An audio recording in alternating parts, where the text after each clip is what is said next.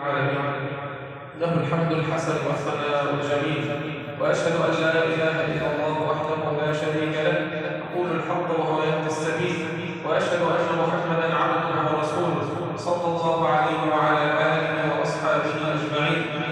أختم بما كان يختم به رسول الله صلى الله عليه وسلم، فقد كان صلى الله عليه وسلم في خطبة العيد يوجه المصحف في آخر خطبته إلى النساء، فأقول للنساء وأوصيهن بوصية رسول الله صلى الله عليه وسلم: يا معشر النساء اتقين الله، يا معشر النساء أكثرن من الصدقة، يا معشر النساء اعملن بطاعة الله عز وجل.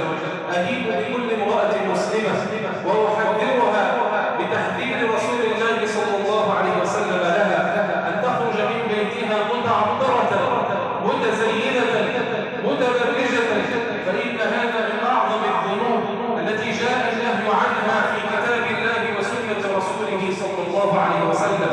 فقد قال ربنا تبارك وتعالى: ولا يبدين زينتهن، وقال سبحانه: وليضربن بخمرهن على جيوبهن، وقال سبحانه: ولا يضربن بأرجلهن ليعلم ما يخفين من زينتهن.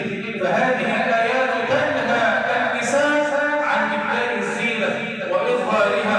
قال صلى الله عليه وسلم: صنفان من أهل النار لم أرهما، وذكر منهما نساء كاسيات عاريات، المرأة تلبس الملابس ضيقة تصف جسدها، نساء كاسيات عاريات مائلات مميلات رؤوسهن كأسنمة البخت لا يدخلن الجنة ولا يجدن ريحها. وقال صلى الله عليه وسلم: أي امرأة تعطرت ثم مرت على قوم ليجدوا ريحها فهي كذا وكذا وإنسانية والعياذ بالله. فهذا تحذير رسول الله صلى الله عليه وسلم. فليتقي الله النساء وليتقي الله الفتيات وليتقي الله كل أب وكل ولي أمر في من ولاهم الله عز وجل أمره، فيأمرهن بالزي الذي أمرهن الله عز وجل به، ويحذرهن من التبرج والسفور، وليعلم أنه مسؤول بين يدي الله سبحانه وتعالى عنهن.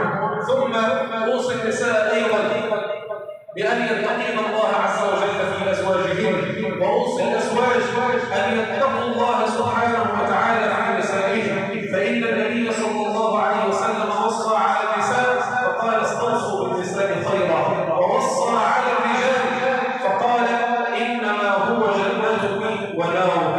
فلنعمل بوصية رسول الله صلى الله عليه وسلم، وليكن أول من تصله وأول من تحسن إليه هو أهل بيته، امرأته وأولاده وأمه وأبوه ومن هو أقرب الناس إليه. ابدأ بهؤلاء، فهؤلاء هم الذين أمر الله عز وجل بالإحسان إليهم. أسأل الله العظيم رب العرش العظيم أن يتقبل منا ومنكم صالح الأعمال، وأن يجعل هذا العيد عيدا ميمونا مباركا علينا وعلى الأمة الإسلامية، وأن يعيده علينا بكل خير، إنه ولي ذلك والقادر عليه. أقول قولي هذا أستغفر الله العظيم لي ولكم. كل عام وأنتم بخير، جزاكم الله خيرا.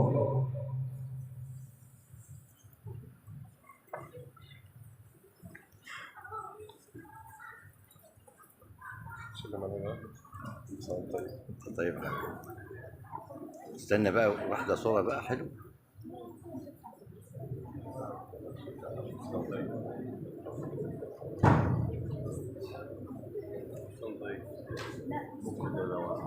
الله يخليك.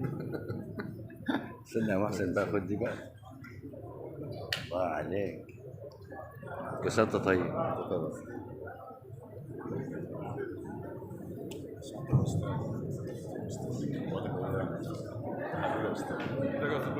اهلا حبيب قلبي، الله يخليك يا رب، الله يكرمك يا رب، الله يخليك. سلام الصورة طيب مع بعض الصورة بقى.